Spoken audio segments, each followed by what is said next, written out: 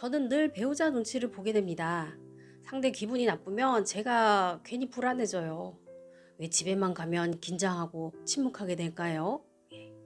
부부 사이가 좀 대면대면하고 어색하고 혹은 한쪽이 상대의 감정이 지나치게 휘둘리는 모습이 반복되면 우리는 한 가지 심리적인 문제를 생각해 볼 수 있어야 합니다. 그것은 바로 자아 경계선의 문제인데요. 먼저 자아 경계선이란 무엇일까요?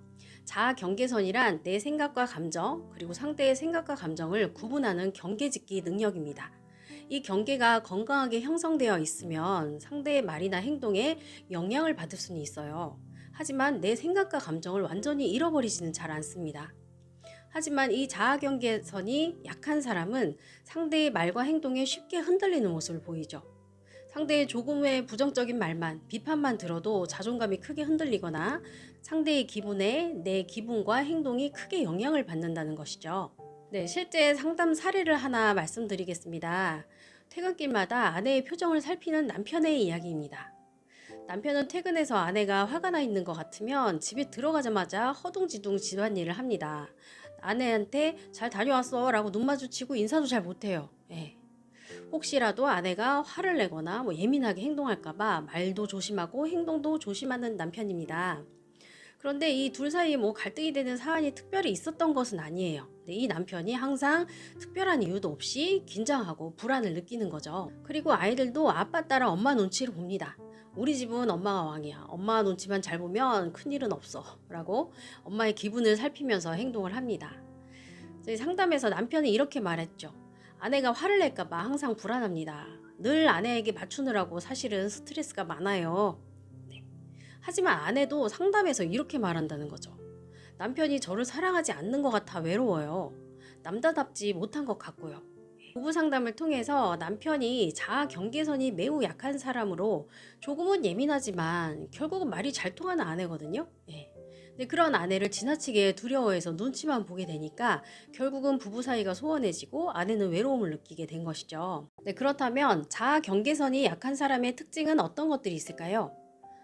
자아 경계선이 약한 사람은 남의 감정을 지나치게 의식합니다. 그래서 자신의 감정이나 욕구를 잘 표현하지 못하고 억압하고 꾹꾹 눌러 담죠. 그리고 속으로 이렇게 생각해요. 상대가 실망하고 화를 내면 어떡하지? 괜히 말해서 분위기 나빠지면 어떡하지? 예. 하지만 늘 맞추고 참고 넘어가면서 이 내면의 스트레스는 계속 쌓이고 있어요. 아까 말씀드린 사례에서도 아내에게 지나치게 남편이 맞추니까 그 스트레스가 쌓여서 아내를 보기가 싫은 거죠, 좀. 예. 그리고 아내는 남편이 스스로 스트레스 받는 걸 몰라요. 예. 단순히 남편이 자기를 피한다고 생각하니까 아내는 외롭습니다. 예. 이 남편 스트레스의 근원은 아내인가요? 남편인가요? 남편 자신일 가능성이 있다는 거죠. 문제는 부부 쌍방의 스트레스가 각자 쌓이다가 전혀 예상치 못한 순간에 갑자기 터져 나온다는 사실입니다. 예를 들면 부부가 적당히 쇼윈도 부부로 잘 지내다가 누군가 바람이 났다. 아니면 우리 남편 평소에 되게 온순한데 갑자기 욱하는 이상한 성격을 가지고 있어요. 이런 이야기 많이 들어보셨죠? 이렇게 되면 결국 부부는 갈등의 원인이 무엇인지 어디서부터 시작된 건지 헷갈립니다. 그렇다면 건강한 자아 경계선은 어떻게 만들 수 있을까요? 크게는 5가지 방법을 조언 드릴 수 있습니다. 첫 번째는 내 감정을 정확히 인식하는 것입니다. 내가 지금 화가 났다. 나 지금 무지 속상하다. 이 감정이 내 감정이라는 것을 스스로 인정하는 것이 필요합니다. 그리고 두 번째는 상대의 생각과 나의 생각을 분리하는 연습입니다.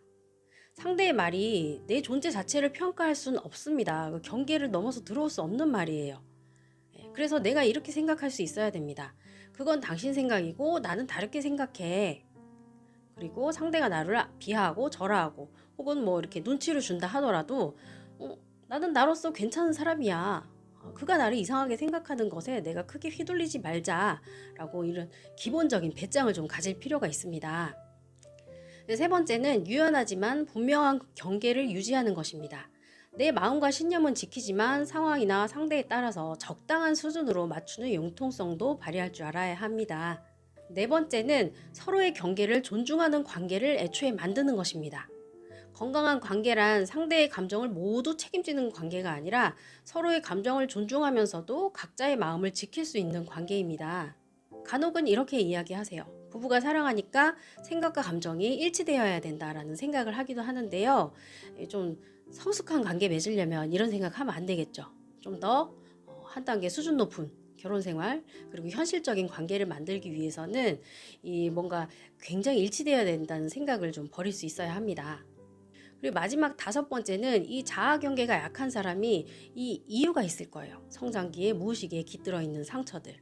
뭐 대개는 어린 날 아주 강한 성격, 분노가 많은 성격을 가진 부모에게 억압이나 강요 혹은 편애와 거절 이런 상처를 통해서 낮은 자아 존중감 그리고 자기 표현력이 부족한 거, 독립성 혹은 뭐 자율성 이런 것들을 개발시키지 못했던 상처들이 있을 수 있습니다. 그래서 이와 관련된 심리 치료 상담 필요할 수 있습니다.